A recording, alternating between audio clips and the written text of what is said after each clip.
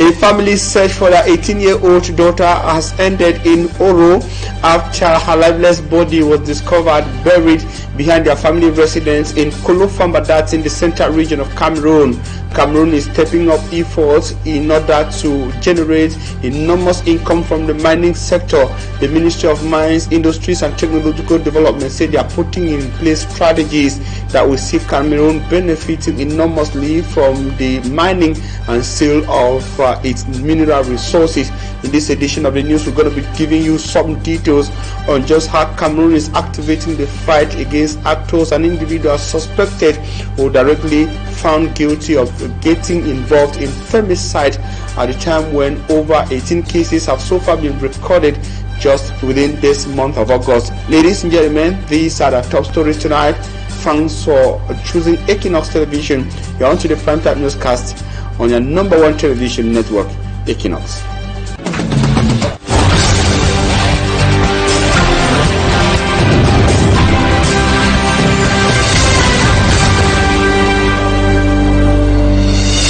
I am I'm Shosanda, live from Douala. Douala is Cameroon's economic capital city, Equinoxe Central News Desk, and of course it is the largest city across the Republic of Cameroon, also within the Semak sub-region. You've made the right choice to be informed by Equinoxe. This is the primetime newscast.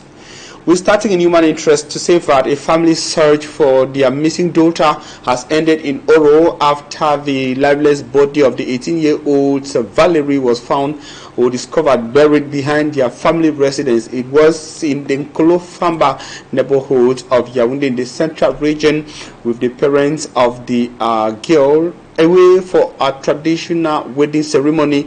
The teenager vanished and investigations have been launched, but fingers are pointing at their uncle who stayed behind with the 18-year-old, as innocent as it tells us in the following report.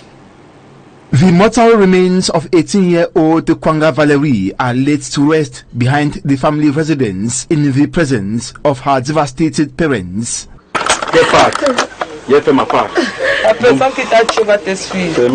The young woman had been missing for nearly 2 weeks while her parents were away in Abongbang for a traditional dowry ceremony. Her remains were discovered and exhumed on Thursday afternoon behind the family home in the Nkolotwa community in the Kolafamba subdivision. According to the forensic doctor's preliminary findings, Valerie had died and been buried more than 10 days before her body was discovered. She did not leave for the dowry ceremony because after obtaining her baccalaureate, she was preparing for competitive entrance examinations into public schools. That is why she stayed with her uncle. She had been here for 2 years, having come to continue her studies. The investigation has so far focused on Jani, Valerie's maternal uncle, who is 17 years old. He was reportedly the only person staying with her while her parents were away. Samedi, quand la mère veut causer avec sa fille, le numéro ne passe plus. On Saturday, the mother tried to call her daughter, but the number was no longer going through. She then called a neighbor to check on Valerie. When the neighbor called the house, the young uncle answered and said that Valerie had gone out and had not returned. C'est ainsi que le téléphone ne passait plus. Questions surrounding Valerie's disappearance intensified following the family's return. According to her relatives, et quand ils arrivent, ils passent la nuit. Johnny left with his father for Douala, where they attended the civil ceremony of the wedding for which the family had traveled. The following day, Valerie's father returned to Yaoundé, while his wife remained in Douala to visit her father, who was reportedly suffering from a high fever and receiving intravenous treatment. When she arrived, her first surprise was to see her younger brother wearing her daughter's clothes. She told him to take them off and hand them over to her. De sa fille, elle lui dit enlève ça et tu me remets. Titulaire d'un baccalauréat C, Valerie Kwang. Another element would later raise further questions. According to the family, a strong odor was detected behind the house. Comme il a la conjonctivite, il veut laver le visage, il sent les odeurs. Valerie's father noticed a strong smell and asked where it was coming from. The children told him that Johnny had said he had killed a cat with a machete and thrown it somewhere behind the house, but he realized that the smell could not have been that of a cat. The children then started searching the area and discovered parts of a body buried in the ground.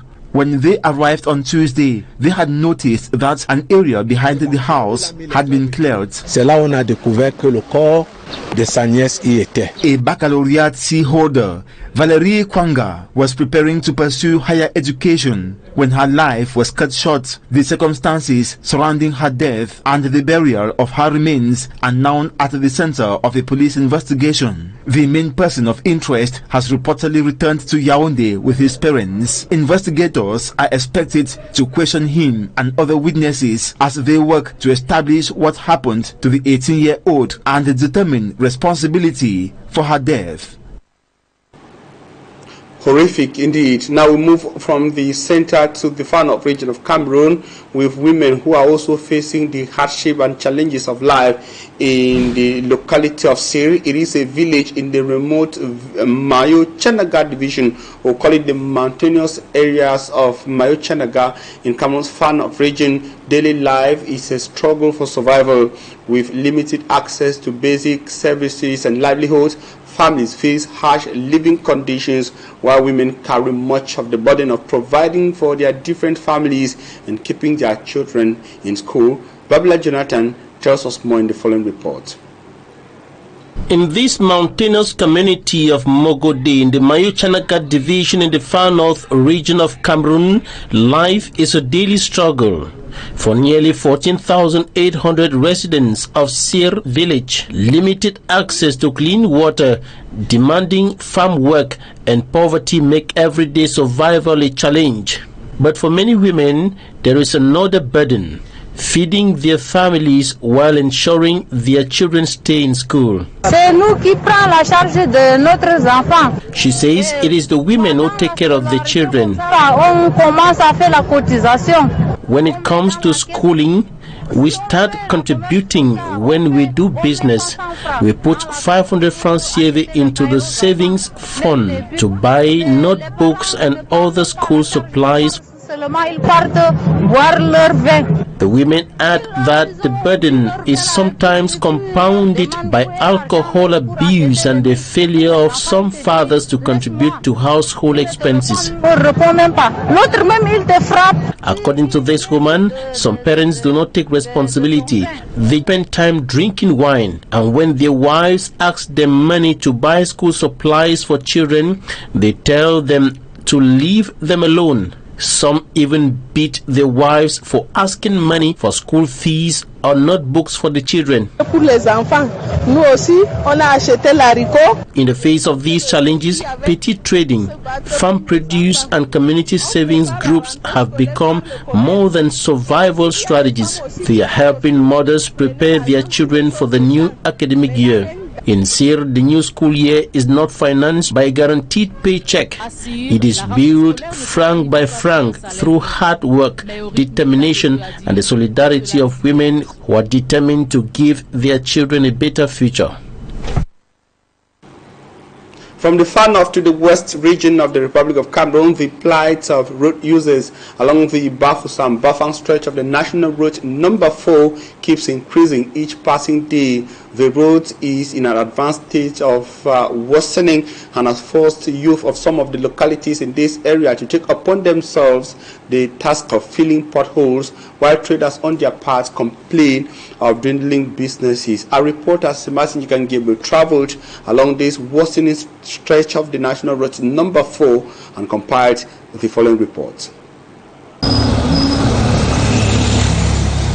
Just after the Nkam Bridge at a locality known as Nome, we met young people filling potholes with sand and stones in a desperate attempt to make the road passable.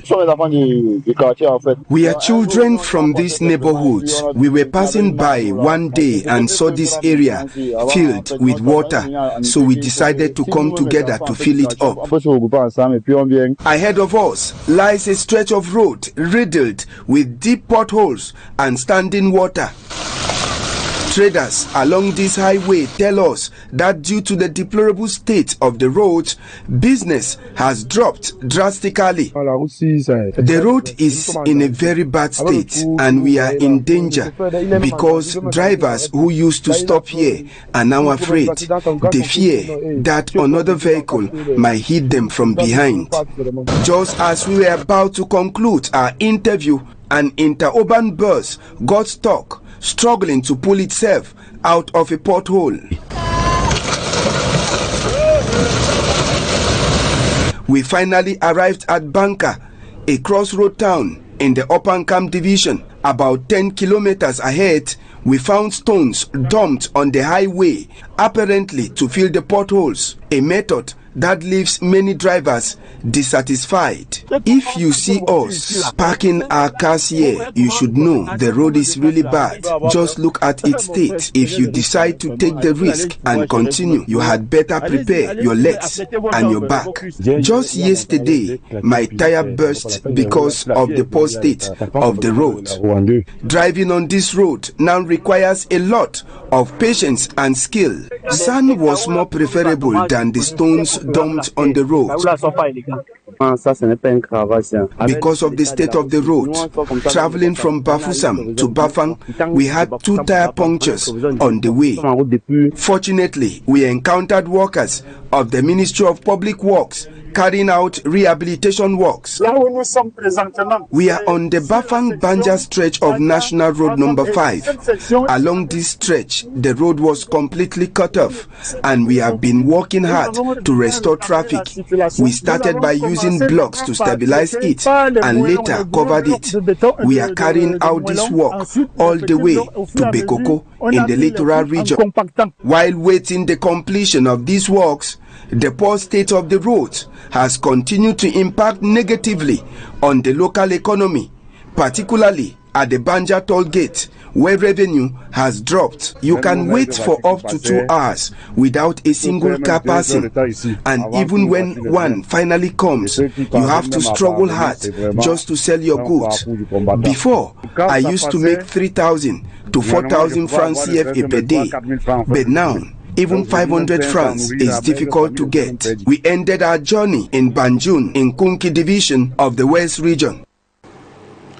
From the west to the southwest, the senior divisional officer for the Meme division, Tundon Chamberlain, has promised the people of the city of Kumba in the Meme division that the construction works on the Kumba gas plant project that was launched in April sometime this year and has been delayed, or last year 2025, and got delayed because of some other challenges, will soon be completed. The number 1 administrator of the Meme division, Tundon Chamberlain, was speaking to the people during an official visit to the site, as Malak Glory tells us in the following report. Officially launched in April 2025 by the Minister of Commerce, the project has taken a slow pace to be realized. The construction of the Kumba gas plant has faced a number of constraints, such as supplies that were blocked at the borders and the constant rainfall, which, according to Mr. Emmanuel Ayafo, the head of the construction team at the Kumba gas plant, Barombi Kumba 3 subdivision, contributed greatly to its non-completion.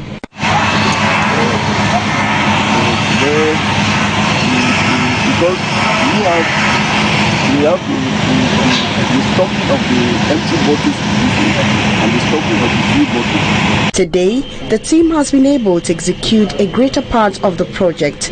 As a result of this, the senior divisional officer for Meme Division, Tundong Chamberlain, and other administrative authorities visited the site to evaluate the level of works and promise it will be ready in due time.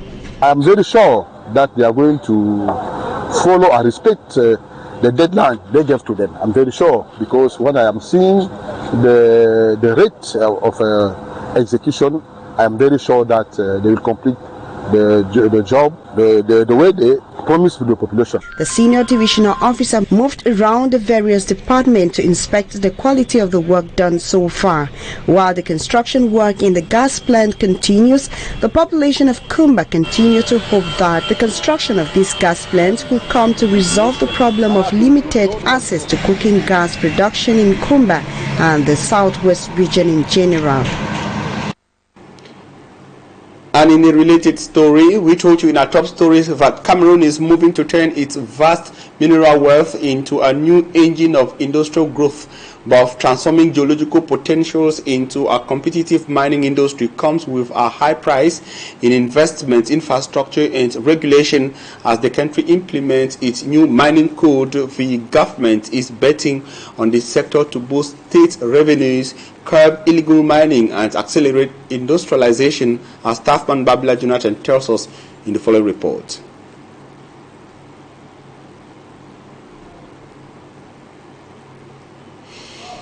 And of course, we're taking this report compiled by Staffman Babila Jonathan. We told you in our top stories, it has to do with Cameroon that is moving to turn its vast mineral wealth into a new engine of industrial growth, but transforming geological potentials into a competitive mining industry come with a high price in investment, infrastructure, and regulation. As the country implements its new mining code, the government is betting on the sector to boost state revenues, curb illegal mining, and accelerate industrialization. Once again, Babila Jonathan.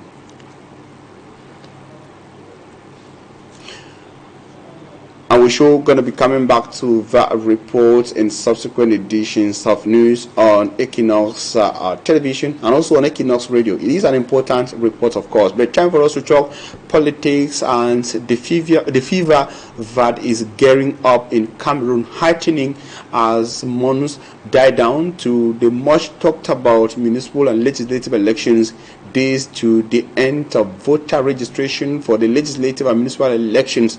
Cameroonians complain about difficulties in the process, while political parties on their part intensify sensitization on the importance of being regularly registered and ready to vote when the time comes. Sadiq Chakochu has more in his report. And of course, we're going to be coming back to this report. We're sorry for those challenges so far. Now, ladies and gentlemen, it is also without a transition, we take you to some information, news out of the frontiers of the Republic of Cameroon. Sadiq Chakochu, who will be taking us to what is making news just out of the Cameroonian frontiers in this report. Nigeria's President Bola Tinubu has ordered security forces to track down gunmen accused of killing dozens of people and abducting residents from 4 villages in Niger State. The attack took place last Friday in the remote Bargu area near Nigeria's borders with Benin and the states of Kebbi and Kwara. Residents had reported that several mosques were attacked at the same time while people were attending prayers. Elsewhere in Senegal, the Constitutional Council declared inadmissible on Tuesday, August 25th, the proposed law on regulating special funds, the infamous slush funds that their holders can use without justification, which had been proposed by the National Assembly.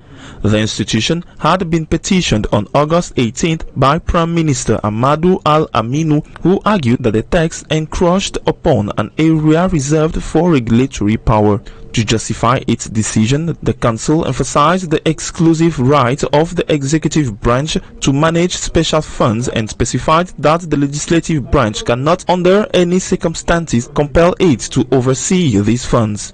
Adopted in committee by a National Assembly dominated by members of the PASTEF party, the bill regulating special funds at the presidency of the Republic quickly emerged as a further illustration of the confrontation between the head of state, Bassirou Diomaye Faye, and his former Prime Minister, now Speaker of Parliament, Ousmane Sonko. Sonko had championed the bill in order to shed light on the funds held by his former political ally with whom he had broken ties. And it is with that we'll put an end to this edition of the news on Equinoxe television. We're sorry for the hitches, and of course we thank you for your keen attention, urging you to continue to stay in the company of interesting programs on Equinoxe. Interesting, of course, just after this discuss, you're going to be having your daily program Equinoxe Soir, and after Equinoxe Soir, it's going to be another fresh dose of news, this time around in the French language. I'm going to be here, of course, on Monday, God willing, but tomorrow we'll be having news at midday and at 8 p.m. It will be our bilingual edition at 8 p.m. Ladies and gentlemen, meantime, have a nice weekend. Goodbye.